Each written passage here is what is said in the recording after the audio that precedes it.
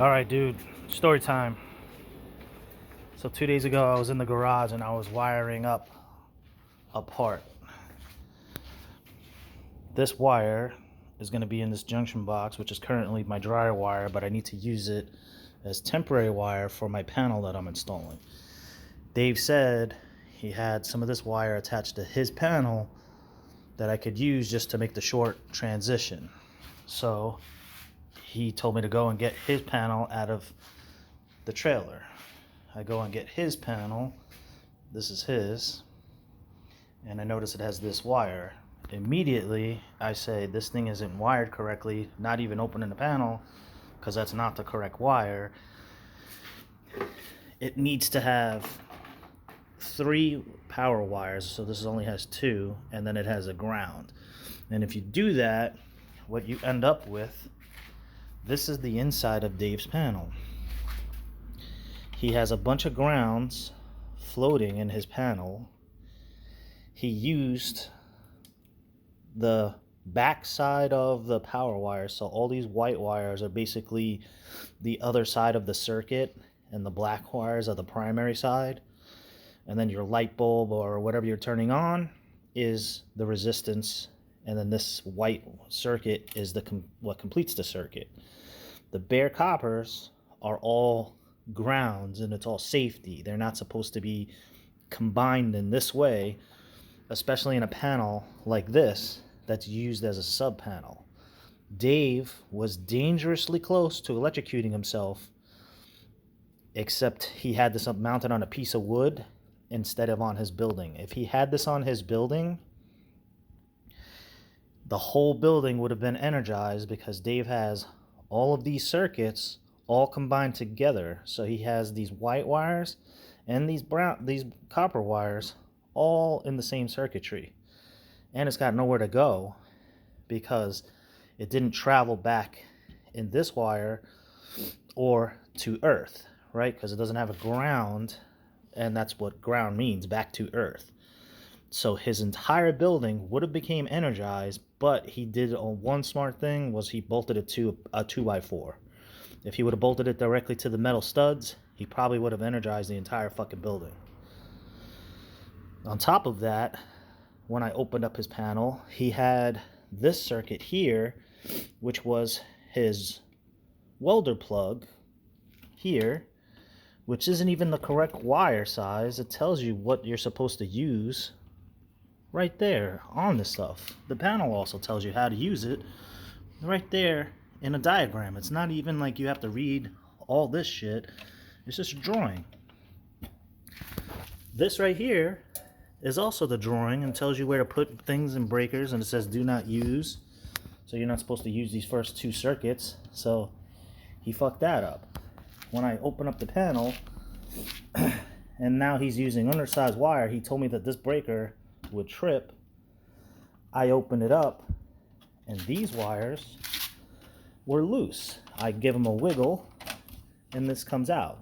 Why does it come out? You see that? That flattened out.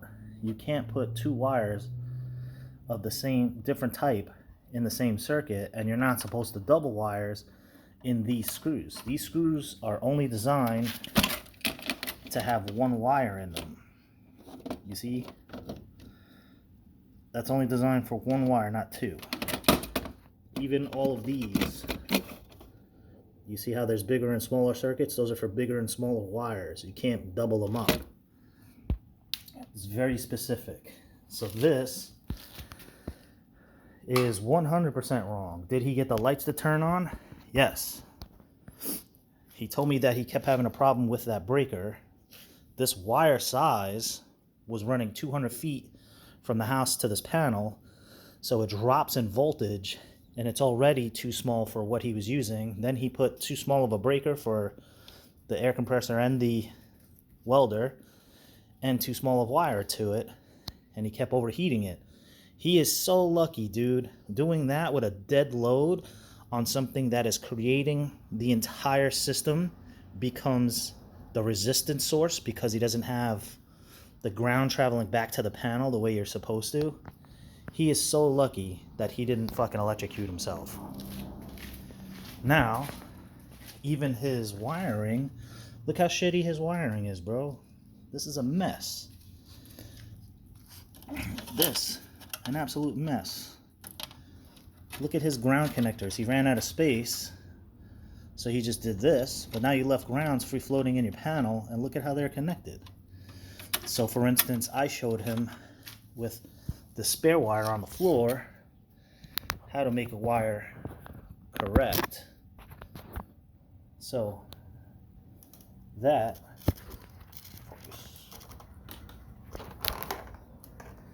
is a correct wire. See how tight that is? You use a pair of pliers and spin it together. You don't use the wire nut. The wire nut is not strong enough. This wire nut itself is not strong enough to make this connection. It's just a cap. You got to use pliers, screw these all down. You know, these are solid core heavy wires. So I showed him how to make the connection. I showed him you can't put solid and braided wires together in a circuit, because this is what happens. The screw went right through this braided wire and didn't hold this, so his entire circuit was loose. So it was loose with no way of protection, because his protection is all combined together, and it's just looking for the path of least resistance, which very easily could have been him. Now let's go over to my panel. Here's my panel so far. If you see, I have the circuits neatly ran, powering it. This is just temporary power for now, but my neutrals are separated from my grounds, which are on their own circuit, running back. So even though this is just a temporary power wire, it's still at least wired in a correct manner. And then look at the difference in how neat it is. Labels, running correctly to the circuitry it needs to run to. And then this is the kid who played with fucking extension cords when he was 2 years old.